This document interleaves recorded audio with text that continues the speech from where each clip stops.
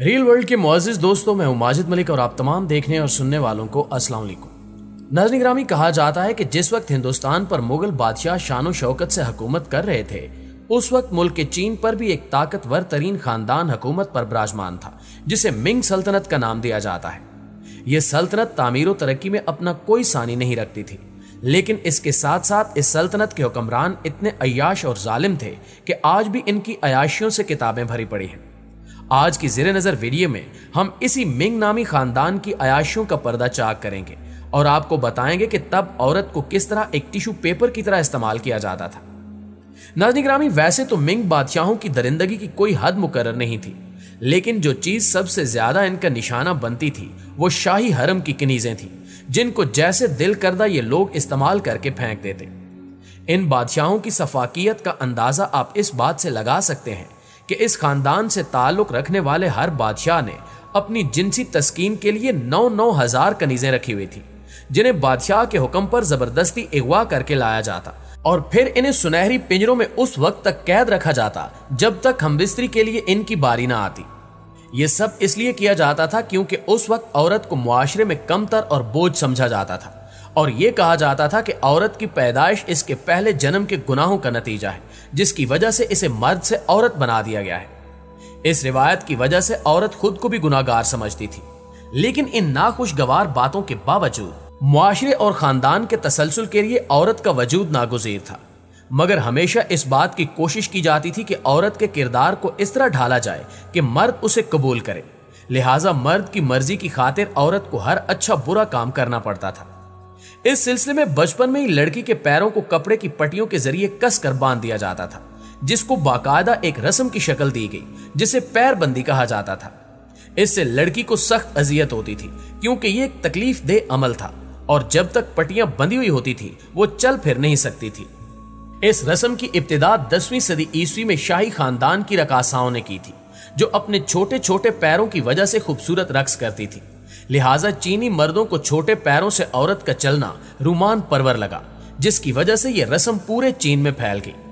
Ming बादशाहों के महलों में भी इस रस्म पर सख्ती से अमल किया जाता था, जिसकी बड़ी वजह यह थी कि बादशाहों को डर होता था कि कहीं ये कनीजें भाग ना जाएं, इसलिए इनके पैरों को भी रस्म का बहाना बनाकर बांध दिया जाता।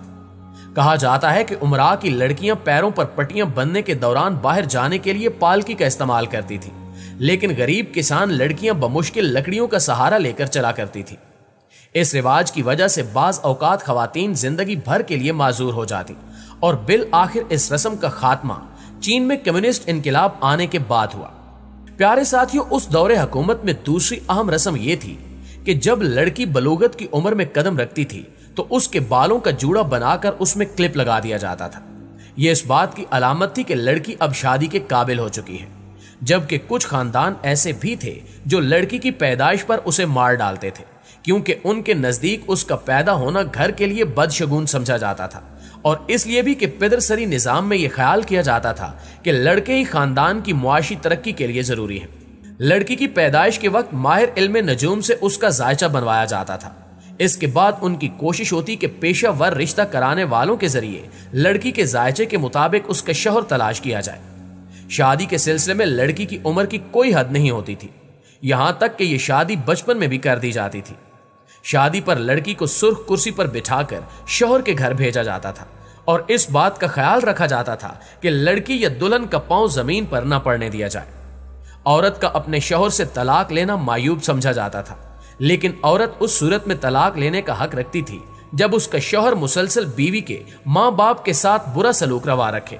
लेकिन मर्द के पास औरत को तलाक देने के कई बहाने मौजूद थे, मसलन बेटा पैदा न होने की सूरत में तलाक, औरत का ज्यादा बातूनी होने की सूरत में तलाक, औरत को अगर कोई छूत की बीमारी हो जाती तो भी मर्द के पास तलाक की वजह आ जाती, हसद करने और शौहर के वालिदैन की इज्जत न करने पर भी औरत को तलाक दी जा सकती थी। अगर किसी औरत का मंगेतर या शौहर फौत हो जाता तो उससे तवक्को की जाती थी कि वो अपनी सारी जिंदगी उसके नाम पर गुजार दे, जबकि एक जदीद कन्फ्यूशियस फलसफी छिंग यी के मुताबिक एक बेवा के लिए फाके से मर जाना दूसरी शादी करके अपनी कदर खोने से बेहतर था। नाज़रीन ग्रामी, इसी सल्तनत के एक बादशाह किंग जोडी ने चीन में एक ऐसा महल तामीर करवाया जिसे शहर ममनुआ करार दिया गया था। इसका बनाया हुआ ये महल मिंग सल्तनत तक तकरीबन 600 साल तक हुक्मरान खानदान की मिल्कियत रहा, लेकिन सल्तनत के खात्मे के बाद यह चीनी महल हुकूमत के कंट्रोल में आ गया। यह शहर बीजिंग के बिल्कुल वस्त में कायम किया गया था, जिसमें 980 बड़ी इमारत और 1000 पुरतायुश कमरे मौजूद हैं। जूडी का शुमार चीन के चंद ताकतवर तरीन बादशाहों में होता है, जिसका खानदान 600 साल तक चीन पर हुक्मरानी करता रहा, लेकिन जूडी को इसकी रियाया हुक्मरान से ज्यादा खुदा मानती थी, जो इनके मुताबिक अपनी रियाया और दरबारियों की जिंदगी और मौत का फैसला करता था। यहां तक कि जूडी को चीन के लोग जन्नत का बेटा कहा करते थे।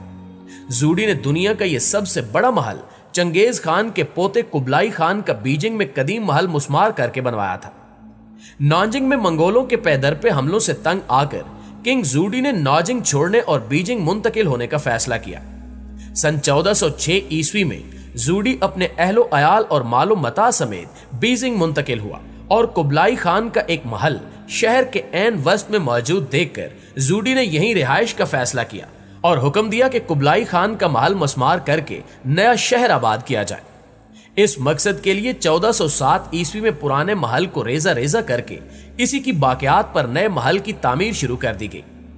1000 कमरों पर मुश्तमिल आलीशान महल की तैयारी के लिए चीन भर से 10 लाख इंतहाई माहिर और जवान मजदूर इकट्ठे किए गए, जिन्होंने मुसलसल 14 साल की अनथक मेहनत के बाद किंग जूडी के ख्वाब को फन तामीर के इस शाहकार की सूरत में हकीकत का रूप दे दिया।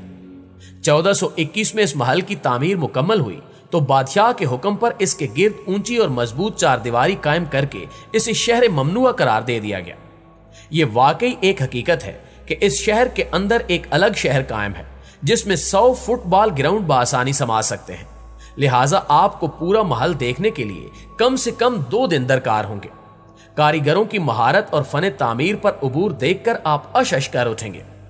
इस शहर में रॉयल फैमिली के अलावा किसी को दाखिले की इजाजत नहीं थी। अलबत्ता साले 9 की तकरीब के लिए शहरी इस शहर में दाखिल हो सकते थे।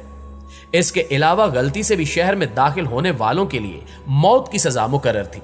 इस शहर की तामीर के लिए 10 साल तक लकड़ी और संगे मरमर जमा किया जाता रहा और 300 टन वजनी संगे मरमर के पत्थरों को चीन के कोने कोने से घोड़ा गाड़ियों के जरिए बीजिंग लाया गया। लकड़ी और पत्थर जमा करके नया शहर आबाद करने वाले तमाम मजदूरों के नामों की फहरिस्त आज भी महल में मौजूद है। बादशाह जूडी के लिए इस शहर में कई तख्त भी बनाए गए हैं, जिनमें ज्यादातर सोने से बने हैं और आज भी महल में मौजूद हैं। इन तख्तों पर ड्रैगन बनाए गए हैं, जो कि चीन में ताकत की अलामत समझे जाते हैं। ये ड्रैगन दर हकीकत महल में हर जगह कुंदा और तामीर है। आप महल में कहीं भी चले जाएं, ये ड्रैगन आपके साथ साथ चलेंगे। यहां तक कि रॉयल फैमिली के कपड़ों और बर्तनों पर भी ड्रैगन्स की तस्वीर मौजूद है। महल में ड्रैगन नुमा 1000 परनाले भी बनाए गए हैं, जो बारिश के पानी की नक्काशी करते हैं। इन्हें देखकर गुमान होता है कि शायद ये फर्जी जानवर हकीकत में यहां मौजूद हैं। शहर ममनुआ में दाखिल होने के लिए 3 मरकजी दरवाजे हैं, जिनमें सबसे बड़े दरवाजे की लंबाई 12 मंजिला इमारत से भी ज्यादा है, जिनमें से आम दरवाजा त्यानमन दरवाजा है, जो सयाहों के लिए रोज खुलता है। जी तो मुअज़्ज़िज़ दोस्तों, ये थी हमारी आज की वीडियो कैसी लगी कमेंट करके हमें जरूर बताइएगा। इंशाअल्लाह आपसे मुलाकात होती है अगली वीडियो में। तब तक अपना और अपने प्यारों का ढेर सारा ख्याल रखिएगा। अल्लाह निगहबान।